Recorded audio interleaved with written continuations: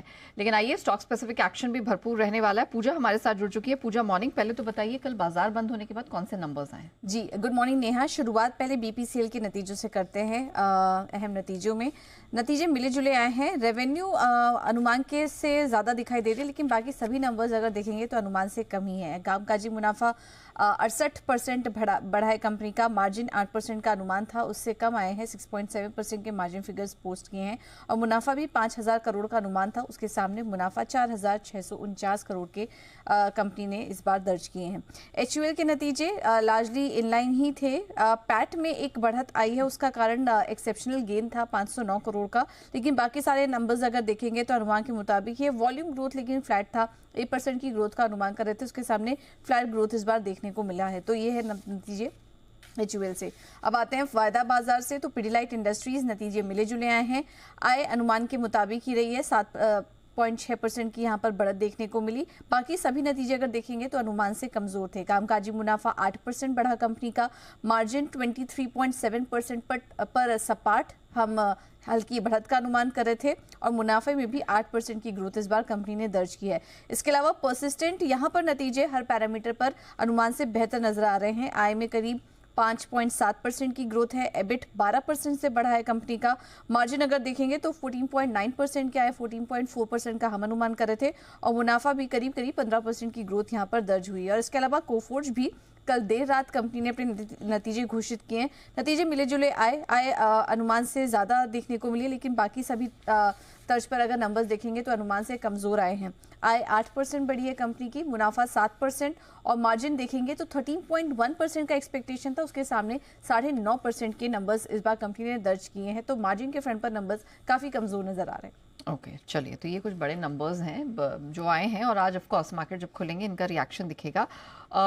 और कौन से नतीजे हैं पूजा जो आज जिन पर खास फोकस करके चलना है? ट्रिगर्स कौन से जहां ध्यान देने की जरूरत है? बिल्कुल, अहम ट्रिगर्स में आज निफ्टी से डॉक्टर रेड्डीज और अल्ट्राटेक अपने नतीजे घोषित करेगी। और वायदा बाजार से Adani green energy, Cyient, HPCL, IEX, Indus Tower जैसी कंपनियां आज अपने नतीजे जारी करेंगी। इरेडा पर भी नजर रखिए, कंपनी की बैठक होगी जिसमें कि पूंजी जुटाने को लेकर कुछ फैसला हो सकता है। स्टालिन इंडिया फ्लोरोकेमिकल्स के IPO की आज लिस्टिंग होगी। हम आपको बता दें कि करीब 188 गुना ये IPO सब्सक्राइब हुआ था। ग्लोबल इवेंट्स में यूरोप पर आज नजर होगी, क्योंकि जनवरी में वहां पर कंज्यूमर कॉन्फिडेंस के आंकड़े आएंगे।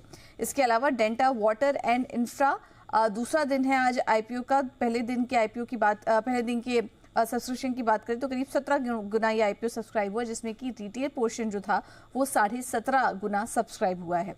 अब बात आते हैं कुछ खबरों पर। आज वापस से टेलीकॉम कंपनियां फोकस में रह सकती हैं। ट्राई के डेटा आए हैं, नवंबर अपडेट आए, जिसमें कि रिलायंस जियो ने नवंबर में करीब 12 लाख ग्राहक जोड़े हैं, लेकिन बाकी सभी कंपनियों ने यहाँ पर ग्राहक गंवाए हैं। और एयरटेल ने सबसे ज़्यादा करीब 11.5 लाख ग्राहक जो हैं वो गंवाए हैं। और कार्गो टर्मिनल्स दिसंबर में CFS वॉल्यूम में 8% की ग्रोथ देखने को मिली, ये एक अपडेट आया है। JK सीमेंट्स और LTTS पर भी नजर रखिए। 28 मार्च से वायदा कारोबार से ये दोनों कंपनियां बाहर होंगी, ये कुछ अपडेट्स आ रहे हैं। रिलायंस इंडस्ट्रीज महाराष्ट्र सरकार के साथ कंपनी ने करीब 3 लाख निवेश के लिए MOU साइन कर लिया है, जिसमें कि न्यू एनर्जी, रिटेल, हॉस्पिटैलिटी और हाईटेक मैन्युफैक्चरिंग में कंपनी निवेश करेगी। हुडको वधवान पोर्ट प्रोजेक्ट के साथ वित्तीय सहयोग के लिए कंपनी ने करार किया है। करीब 25,000 करोड़ का ये यहाँ पर सपोर्ट दिया जाएगा। नोवार्टिस इंडिया, एल्केम और डॉक्टर रेड्डीज पर भी नजर रखिए। दावोस 2025 से कुछ अपडेट आ रहे हैं, जिसमें नोवार्टिस AG के CEO का दावोस में बयान है, और उनका कहना है कि भारत से बाहर निकलने की प्रगति की पुष्टि की है। एल्केम और डॉक्टर रेड्डीज करीबी दौड़ में हैं। ये कुछ अपडेट्स यहाँ पर निकल कर आ रहे हैं, तो इस पर भी हमारी नजर रहेगी। लॉरस लैब्स पर भी फोकस रहेगा। सब्सिडरी लॉरस जेनेरिक्स को US FDA की पेड जांच में एक आपत्ति जारी हुई है। 13 से 21 जनवरी के बीच ये जांच चली थी US FDA की तरफ से। मजगांव डॉक शिपबिल्डर्स JNPA यानी कि जवाहरलाल पोर्ट अथॉरिटी के साथ वाटर टैक्सी से जुड़े करार पर सफाई की है, और उनका कहना है कि इस पर कोई भी बातचीत अभी नहीं हो रही है। भारती एयरटेल, मूडी ने आउटलुक को स्टेबल से बढ़ाकर पॉजिटिव कर दिया है।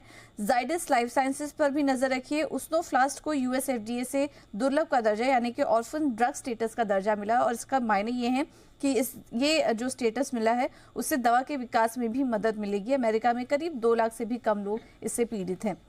और आखिर में बात करते हैं पारस डिफेंस की।